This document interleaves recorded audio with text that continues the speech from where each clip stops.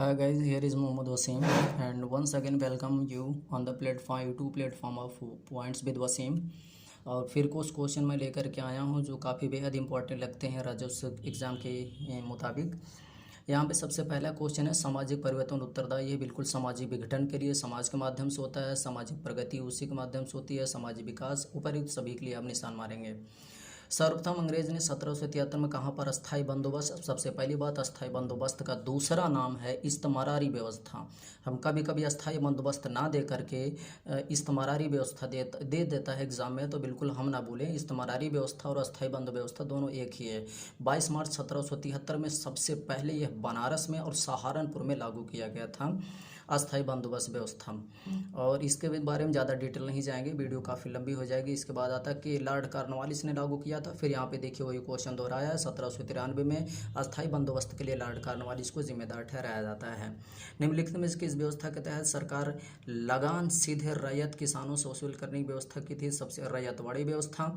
और रैयतवाड़ी व्यवस्था जो है सबसे पहले 1570 में मद्रास में 12 महल जिले में इसको जो लागू किया गया था। मद्रास के 12 महल जिले में लागू किया था। बाकी महलवाड़ी व्यवस्था हाल्ट मैकेंजी है और रैयतवाड़ी व्यवस्था जो है टॉमस मुनरो है और कैप्टन रीड है। दोनों लोग इसी से संबंधित है, आप जानते रहिएगा, टॉमस मुनरो और कैप्टन रीड। बाकी महलवाड़ी व्यवस्था जो है हाल्ट मैकेंजी जी जाने जाते हैं इसके लिए।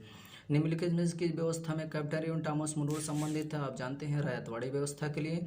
फिर बता रहे हैं में से किस कमीशन ने सिफारिश की कि कृषि अक्षमता के कारण ही उन्मूलन किया? तो फ्लाउड कमीशन आपका आया था 1938-1940 के बीच ये फ्लाउड कमीशन आया था।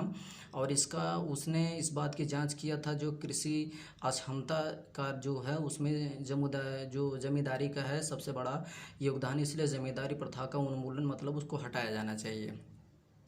अब बाकी हंटर कमीशन शिक्षा आयोग से संबंधित है, आप समझ ही रहे हैं। इसके बाद हमारा आ जाता है निम्नलिखित में से द्वितीय पंचवर्षीय योजना। द्वितीय पंचवर्षीय योजना पहली पंचवर्षीय 1951-1956, द्वितीय पंचवर्षीय योजना 1956 से 1961 तक जो है पीसी महालनोबिस की योजना पर आधारित है, जिसमें भारी उद्योगों को जो है प्राथमिकता दी गई थी और जिसमें राउरकेला है, बोकारो है, छत्तीसगढ़ से जो उद्योग स्थापित किए गए थे सब द्वितीय पंचवर्षीय योजना के अंतर्गत आते हैं। यहीं पर हम हेराल्ड डोमर देख लेते हैं, जिसमें प्रथम कृषि पंचवर्षीय योजना जो लागू थी 1956, 1951 से 1956 इस पर आधारित थी, जिसमें कृषि को प्राथमिकता दी गई थी और कृषि में भी सबसे ज़्यादा गेहूं पर भी जोर दिया गया था। गाडगिल मॉडल एक था जो चौथी पंचवर्षीय योजना में लागू किया गया था। उत्तर प्रदेश में जमींदारी उन्मूलन और भूमि अधिनियम किस वर्ष समय से संबंधित है? 1950 के संबंधित है। भू हद बंदी लैंड सीलिंग का मतलब ये होता है कि जो है भू संपत्तियों के अतिरिक्त जब मिलेगी उसको भूमिहीनों के बीच बांटना, भूमिहीनों को भाग ना देना, रैयत जिम्मेदारी बंधक रख लेना, जिम्मेदारी अतिरिक्त भूभाग प्राप्त करना, भू संपत्तियों के अतिरिक्त पहला हो जाएगा। फिर आपका 100th क्वेश्चन है निम्नलिखित में से किस आधार पर काश्तकार को बेदखल किया जा सकता है? ये जितने भी ऑप्शन हैं सब कुछ मिलाकर के ऊपर सभी के आधार पर माल को काश्तकार को बेदखल किया जा सकता है। After this guys, if this video is also the beneficial for you, then being a subscriber just you try to get on my channel, and after the some time I will also try to provide you another type of the video. Thank you guys.